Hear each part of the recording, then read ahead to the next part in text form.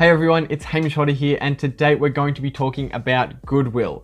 This was a topic suggested to me by a viewer, so I thought that I would cover this in a video. And essentially, goodwill is an intangible asset. So in today's video, we're going to discuss what intangible assets are, and I'll break down some of the different types of them. And then we'll get into goodwill specifically as a type of intangible asset.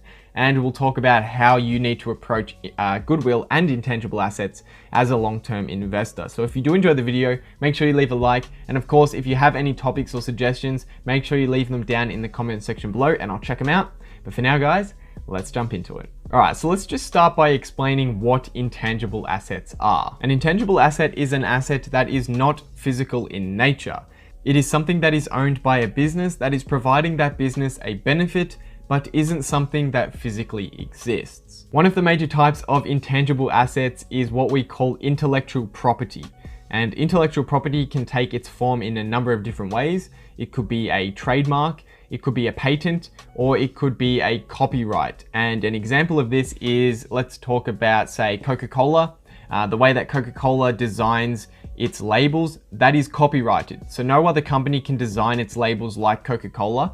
And that is an economic benefit to Coca-Cola. And of course, another type of intangible asset is what we call goodwill. So let's explain what exactly goodwill is. Goodwill is an intangible asset that is created when a company buys another smaller company. When one company buys another smaller company, the premium that that bigger company pays over the smaller company's equity is what we call goodwill.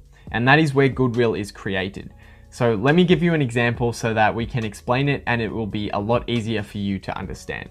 Let's say that company A is going to buy company B for $80 million. Company B has assets of 100 million and liabilities of 30 million.